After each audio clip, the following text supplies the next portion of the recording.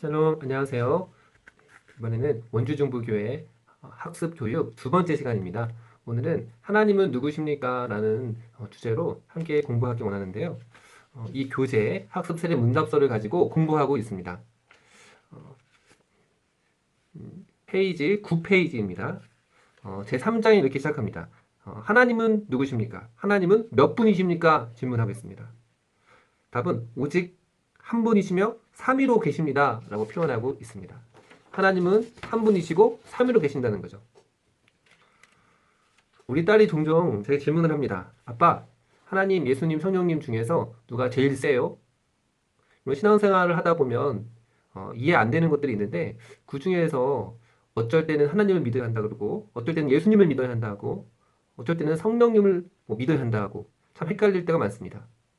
여러분 이것은 삼위일체 교리 때문에 그렇습니다.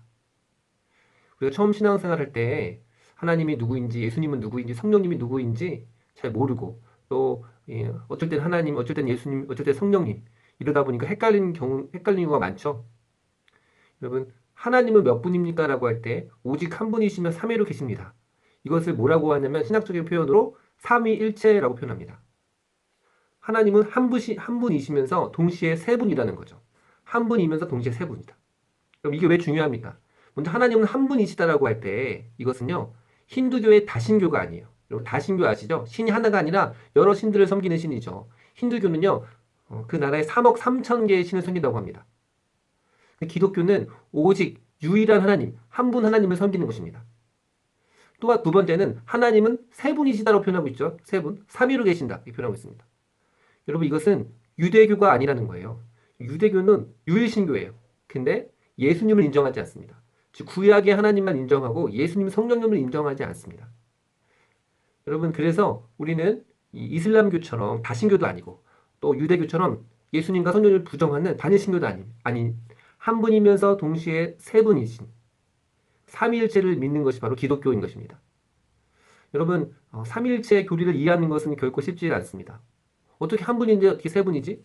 또 세 분인데 어떻게 한 분이야? 그런데 이것은 우리의 이성을 뛰어넘는 여러분 하나님의 존재의 비밀인 것입니다. 우리가 약간 순서를 바꿔서 얘기하는 게 더 이해하기가 쉽습니다. 하나님은 삼위로 계시는데 오직 한 분이라는 거죠. 여러분 삼위라고 표현되고 있는데 이 쓰리 펄슨입니다. 이 펄슨. 이 펄슨이 우리가 보통 영어로 사람을 의미하는 게 아니고 이 페리소나라고 표현하는데 보통 그 어떤 존재의 본질적인 속성, 성품을 의미하는 것입니다. 즉 이 하나님의 세 분의 이 존재에 대해서 표현하는데 표현할 길이 없어서 사실은 이 페르소나, 위격이라는 말을 사용하는 것이에요.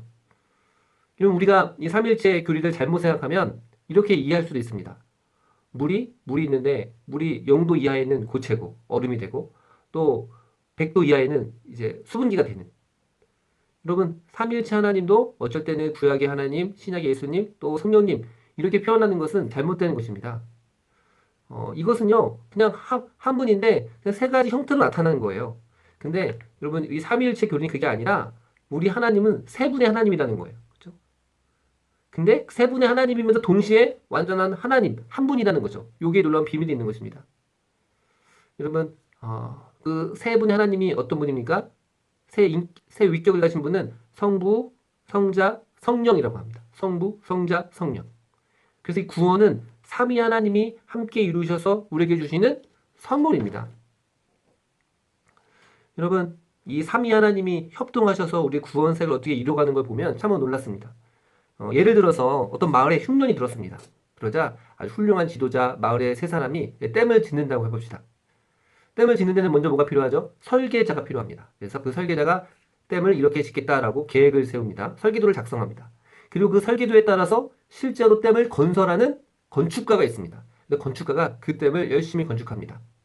여러분 그러면 댐을 다 건축한 다음에 끝난 것입니까? 그렇지 않죠. 그 건축한 그 댐을 관리자에게 넘겨주죠. 그럼 이 관리자는 그 댐을 통하여서 각 개인이 쓸 수 있도록 물을 공급하는 거죠. 여러분 이게 굉장히 중요한 것입니다. 마찬가지로 하나님께서 우리를 구원하시는데 온 인류를 구원하시는데 삼위 하나님께서 놀라운 협력 사역을 통해서 이루어주시는 것입니다. 하나님, 성부 하나님은 구원을 계획하십니다. 설계자셔요. 또 성자 예수님은 우리 구원을 이루십니다. 시공자이시죠. 또 우리 성령 하나님은 이미 예수님께서 하신 그 구원을 우리에게 적용하십니다. 그리고 그 구원을 계속 유지하도록 관리하십니다. 관리자이십니다. 좀 더 구체적으로 얘기하면 우리 하나님, 성부 하나님은 어떤 분이시라고요? 우리의 구원의 모든 사역을 계획하시고 예정하셔요. 계획하십니다. 설계하셔요. 그리고 예수님께서 이 땅에 오셔서, 성자 예수님께서 이 땅에 오셔서 우리 율법의 의를 이루십니다. 우리가 이루지 못한 율법의 의를 이루시고 십자가에서 죽으심으로 우리의 죄를 담당하시고 부활하심으로 사망 권세를 깨뜨리시고 부활하심으로 구원의 사역을 완성하십니다. 그리고 예수님께서 하늘로 승천, 하늘로 올라가시죠. 여러분, 예수님이 하늘로 올라가시면 남겨진 우리는 어떻게 되죠? 예수님이 하늘로 올라가시면서 예수님은 그 구원 사역을 성령 하나님께 바통을 터치합니다. 바통을 넘겨요. 그래서 이제 예수님이 하늘로 올라가신 이후에 성령님께서 우리 안에 계셔서, 우리 마음에 계셔서, 우리 안에 계셔서 그 구원을 이루도록 이끄시고 도와주시고 함께 하시는 것입니다. 예. 그럼 이해하셨죠? 그래서 10번 읽어보면 이렇습니다. 삼위 하나님은 누구이십니까? 삼위는 성부, 성자, 성령이신데 권능과 영광이 동등하십니다. 동일하십니다. 표현하고 있습니다. 그러면 삼위 하나님이 누가 높고 누가 낮고 이게 아닙니다. 삼위 하나님은 권능과 영광이 동일하십니다. 그 세 분은 모든 것이 완벽한 소통과 사랑 가운데서 함께 일하십니다. 그래서 성부 하나님께서 세상을 창조하실 때 비록 성부 하나님 창조하시지만 성자 예수님 성령 하나님도 다 함께 하셨어요.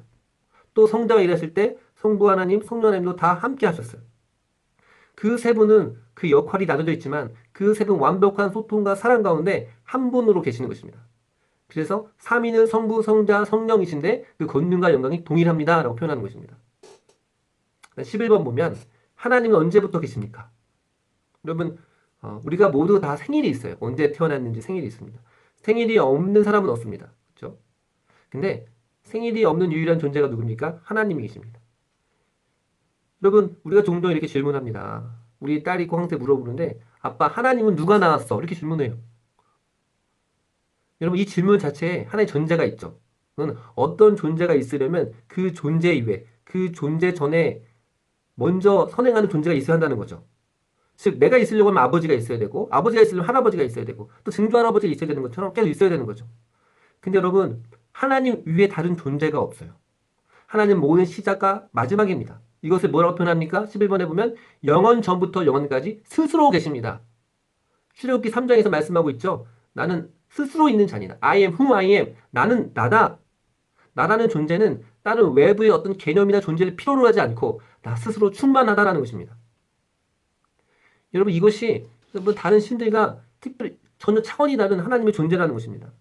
여러분 생각해 보십시오. 하나님이 있는데 하나님을 낳은 분이 또 있다고 해봅시다. 그럼 그가 더 하나님이겠죠. 하나님보다 더 먼저 계신 분이 있으니 그가 더 위대한 분이겠죠. 여러분 우리가 믿고 있는 하나님은요. 출생이 없으시고 영원 전부터 영원까지 삼위 하나님 안에서 완전하신 하나님인 줄 믿습니다. 그리고 12번 보면 또 이렇게 질문합니다. 하나님은 어디에 계십니까? 하나님은 어디에 계실까요? 답은 하나님은 계시지 않는 곳이 없으십니다. 라는 것입니다. 하나님은 모든 곳에 있다는 것이죠. 여러분 사람은 공간의 제약을 받습니다. 여러분 제가 지금 교회에 있으면 제가 집에 없고요. 제가 한국에 있으면 미국에는 없죠. 여러분 하지만 우리가 믿는 하나님은 여러분 공간의 제약을 받지 않으셔요. 모든 곳에 계십니다. 무소부재하신다고 하죠. 우리가 미국에 있든지 백두산에 있든지 태평양 바다 한가운데 있든지 하나님은 그곳에 계신다는 것입니다. 10편 139편 보면 내가 바다 끝에 거할지라도 주의 손이 나를 인도하신다라고 표현하고 있습니다. 또 요나 선지자가 여러분 배에서 던져짐을 받아서 물고기 뱃속으로 들어갑니다. 여러분 누가 알겠습니까? 그 깊은 바다 가운데 그 물고기에 배에 삼켜졌어요. 근데 요나가 그곳에서 기도하였을 때 하나님이 그 요나의 기도에 들으시는 것입니다. 왜 그래요? 하나님이 모든 곳에 계시기 때문에 그런 거예요. 그리고 우리나라의 토속신을 보면 그렇지 않습니까? 옛날에 보면 저는 화장실 가는 게 두려웠습니다. 왜 그랬냐면 화장실에 가면 항상 화장실 귀신이 있다는 거예요. 여러분 토속신은 이래요. 부엌에 가면 부엌신이 있고 마당에 가면 마당신이 있고 또 무덤에만 사는 신이 있다는 거예요. 그리스 신화에 나오는 신들도 그렇죠. 바다의 신 포세이돈, 밤의 신 닉스, 태양의 신 아르미테스. 여러분 그런 신들은요 공간의 제약을 받아요. 그러니까 자기의 영역을 벗어나면 그 신은 아무것도 할 수 없는 거예요. 그런데 11번에서 하나님은 어떤 분이셔요? 하나님은 공간의 제약을 받지 않으셔요. 하나님은 모든 곳에 계십니다. 계시지 않는 곳이 없습니다. 사랑하는 여러분 이것이 우리의 큰 소망과 위로가 되죠. 여러분이 어디에 있든지, 미국에 있든지, 한국에 있든지, 뭐, 저쪽 아프리카에 있든지, 어느 곳에 있든지, 하나님이 그곳에 함께 하신다는 거예요. 우리가 하나님을 부르면요, 하나님이 들으시고 응답하시는 줄 믿습니다. 그래서 오늘 하나님은 누구신가에 대해서 배웠는데요. 꼭 하나님을 기억하시고 또 다음 한 주도 승리하는 여러분 되기를 주의 이름으로 축복합니다.